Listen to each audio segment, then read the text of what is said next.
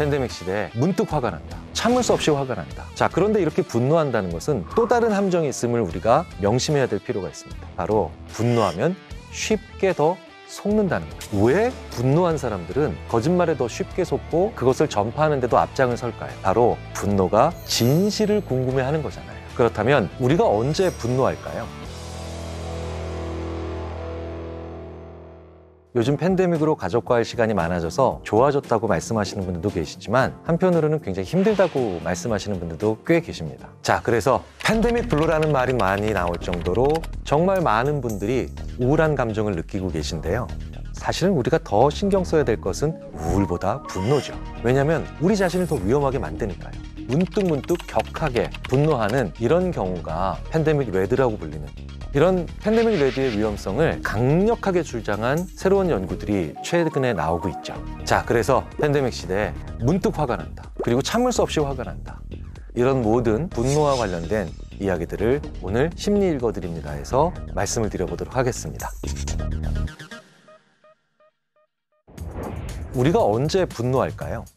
분노의 원인은 한두 가지가 아닙니다. 그런데 이 분노라고 하는 것이 거의 반드시 이어지는 그런 경우가 있죠. 바로 진실을 정확하게 모르고 있을 때, 혹은 진실이 가려지고 있다라고 생각할 때 우리는 격하게 분노합니다. 제가 집에 차가 막혀서 늦게 들어갔어요. 자, 그런데 제 아내가 엄청나게 화를 내더라고요. 그래서 차가 막힌 건 분명해 라고 해서 제가 오늘 교통이 얼마나 막혔는지에 대한 기사를 보여줬더니 그 화가 멈추질 않더라고요. 왜 그랬을까요? 진실은 오늘 집에서 어떤 손님이 오고 도와주기로 했으면 일찍 출발을 했어야 되는데 평상시와 똑같은 마음으로 출발을 했기 때문에 차가 막혔다는 사실을 아무리 알려줘도 제가 집안일을 돕는다고 하는 것에 큰 관심을 가지지 않았다는 그 진짜 이유가 분노를 만들어낸 거죠. 자, 그렇기 때문에 우리가 어떤 사람들이 분노하고 있을 때 야, 이게 사실이야, 이게 팩트야 라고 아무리 알려줘도 분노를 가라앉히는 데는 큰 도움이 되지 않는 경우가 많습니다. 제가 자주 말씀을 드렸죠. 불안은 사실로 해소할 수 있지만 분노는 그 사실의 진짜 이유인 진실을 얘기해야 사그라들 수 있게 만들 수 있다. 상대방이 분노하고 있다면 사실은 진짜 이유는 이것 때문이었어. 그걸 드러내놓고 사과를 한다든가 알려주는 것이 그 무엇보다도 중요하겠죠. 자, 그런데 이렇게 분노한다는 것은 또 다른 함정이 있음을 우리가 명심해야 될 필요가 있습니다. 바로 분노하면 쉽게 더 속는다는 거예요. 국내 연구진이 가짜뉴스를 언제 잘 맹신하는지 그걸 분석한 결과는 분노를 일반적인 사람들보다 더 많이 느끼는 사람들이 가짜뉴스를 더 잘 믿고 더 쉽게 퍼뜨린다라는 결과들이 나온다는 거죠. 왜 분노한 사람들은 거짓말에 더 쉽게 속고 그것을 전파하는 데도 앞장을 설까요? 바로 분노가 진실을 궁금해하는 거잖아요.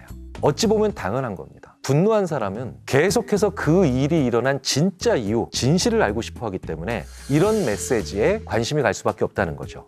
그게 왜 그러냐면 말이지, because. 이 because란 말이 들어간 문장에 엄청나게 관심이 가더라는 거예요. 그래서 화난 사람은 안구 운동을 추적하는 아이 트래커라는 장비로 글을 읽게 하면 because라는 단어에 중심점이 계속 맺힌다는 연구 결과도 있습니다.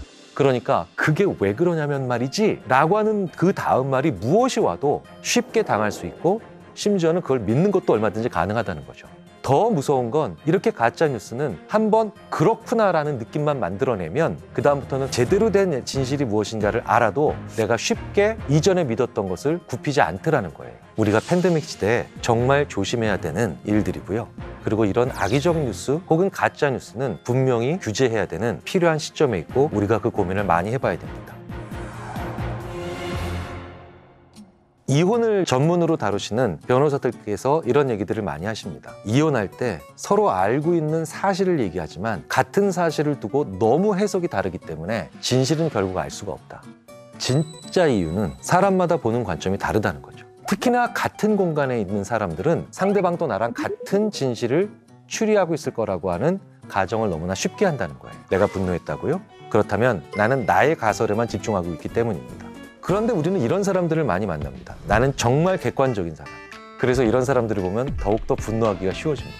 왜? 나는 객관적이다라고 하는 얘기는 내가 본 진실은 타협의 여지가 없고 다른 각도로 해석될 여지가 없다라고 얘기하는 걸 전제로 하고 있기 때문이죠. 그렇기 때문에 나는 객관적이야 라고 하는 사람보다는 나와 다른 방식의 삶을 살고 있는 사람들을 보면서 그걸 쉽고 자연스럽게 받아들이는 사람을 보면서 나의 한 종류의 진실에 대한 가정을 쉽게 완화시킬 수가 있다는 겁니다.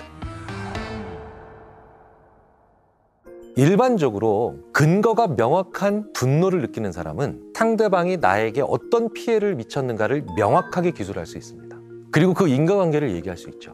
그런데 근거가 없는 분노를 느끼는 사람은 그 사람이 나한테 어떤 피해를 입혔느냐가 아니라 그 사람이 왜 나를 분노하게 만들었는가만 계속해서 얘기하는 거죠. 즉, 내가 없습니다. 근거가 취약한 분노를 느끼는 사람은 나를 보지 않는다는 거예요. 그렇다면 한 가지 방법이 있죠. 저는 가끔 써먹는 수법입니다. 저는 어떤 사람과 싸울 때 그 사람 뒤에 거울이 있는 상황을 굉장히 선호합니다. 왜냐하면 나를 같이 보기 위해서죠. 이렇게 자기를 보는 것으로 통해서 이제 내 분노를 좀 더 객관적으로 들여다볼 수 있는 그런 길이 있습니다. 자, 그렇다면 이렇게 분노가 치밀어오를 때 거울 없이도 나를 보게 만드는 제일 좋은 방법은 뭘까요? 바로 걸어야 됩니다. 걷는다는 건 우리 인간에게 허락된 가장 좋은 치유의 방법이기도 하고, 그리고 내 분노를 들여다볼 수 있는, 나를 객관화시킬 수 있는 방법이기도 하죠. 인간의 인체는 참으로 신기하게도 걷게 되면 발바닥의 자극과 함께 편도체라는 곳이 약화되고 해마가 활성화됩니다. 편도체는 모든 종류의 안 좋은 감정을 느낄 때 활성화되는 거죠. 그런데 해마는 새로운 가설을 떠올릴 때 활성화되는 겁니다. 참으로 재밌게도 걸으면 편도체는 나는 좀 쉬어야 되겠다, 해마는 생각을 해야지, 활동을 시작해야지 이러고 나옵니다. 그런데 말씀드렸죠. 해마는 새로운 가설을 떠올리고 그것에 대해서 생각해보게 만드는 기능을 담당하고 있다고요. 그 사람이 나를 분노시켰고 그 이유는 이거다라고 했던 작은 원인 하나 혹은 수많은 원인 중에 하나를 100%로 만들지 않고 다른 이유에 대한 그런 가설을 나 스스로 떠올리고 검증해 볼 수 있는 가장 좋은 방법은 걷기입니다. 지금 알 수 없이 분노하시고 화가 나신다고요? 그러면 마스크를 쓰시고 한적한 곳을 찾아서 잠시라도 걸어보시기 바랍니다. 의외의 치유의 결과를 경험하실 수 있을 겁니다. 제가 얼마 전에 아이의 성적이 크게 떨어져서 화가 난 적이 있습니다. 진짜 화가 났죠, 그때. 막 피가 거꾸로 솟더라고. 네. 잠깐만.